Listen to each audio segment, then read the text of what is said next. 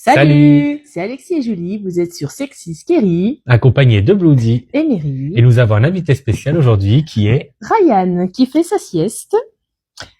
Et dès maintenant, Jingle. Alors aujourd'hui c'est moi qui vais te raconter une histoire. Ouais, Aujourd'hui ce n'est pas quelque chose de paranormal. d'accord. C'est le témoignage d'une fille qui vit aux États-Unis. Un témoignage Voilà, c'est ça. original. Ça va Donc changer. elle a appelé cette histoire la nuit où je n'étais pas seule. Mhm. Alors, je C'est m'appelle Léa. J'avais 15 ans quand cette nuit a changé ma vie. J'habitais alors au premier étage d'un vieil immeuble. Ma meilleure amie Ludivine vivait dans la même rue et on passait nos soirées ensemble presque tout le temps. J'avais une manie, presque une obsession. Chaque soir, je vérifiais que toutes les portes et fenêtres étaient bien fermées. C'était ma façon de me rassurer. Mhm. Ce soir-là, mes parents devaient dormir à l'hôtel dans une autre ville pour le travail de ma mère. Ma mère refusait catégoriquement de me laisser seule.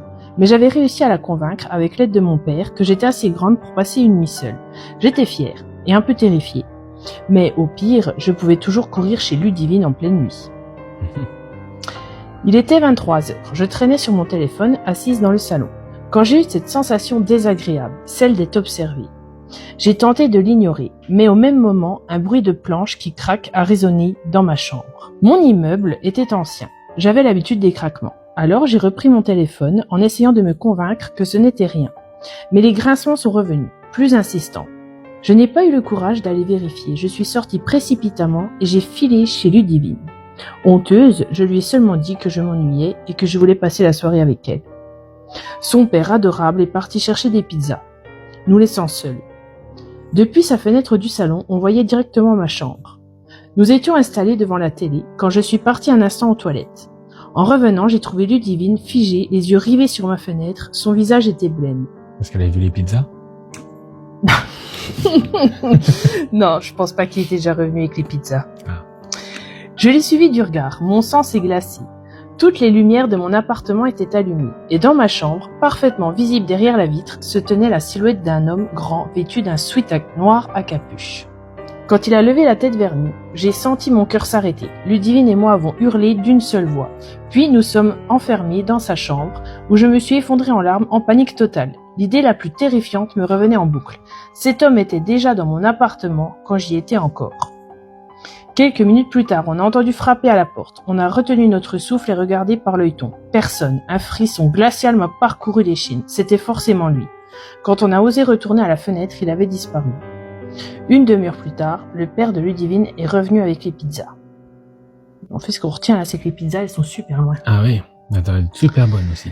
Oui. Mais pour moi, plus rien ne serait jamais comme avant. Cette nuit-là, je n'ai pas fermé l'œil. Et j'ai passé les 2 semaines suivantes chez Ludivine. Peu après, mes parents ont décidé de déménager. J'ai encore une question sans réponse. Comment est-il entré chez moi alors que j'avais tout fermé à clé? Je suis certaine d'avoir tout verrouillé. Depuis, je n'arrive plus à rester seule sans crise d'angoisse. L'insomnie me ronge. Je suis suivie par un psychologue, mais la peur de cette nuit ne me quitte pas. Alors écoutez-moi. Quand vous sentez que quelque chose ne va pas, faites confiance à votre instinct. Quittez la maison, même si ça paraît ridicule. Ça pourrait vous éviter de vivre le cauchemar que j'ai vécu. Effectivement. Et voilà. Et c'était une histoire vraie. Quelqu'un a vraiment vécu ça.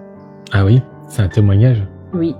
De réaliser qu'en fait, tu te sentais seul chez toi, mais en Ouais. fait, tu l'étais pas. Il y avait un inconnu qui était juste à côté. Mais il était caché. Oui, je joue à cache-cache. Ouais. Oui. Mais il a perdu. Ben, il a perdu. Il a été vu. On C'est se cool. retrouve demain. Demain. Même heure. Même heure. À bientôt! Tchuss!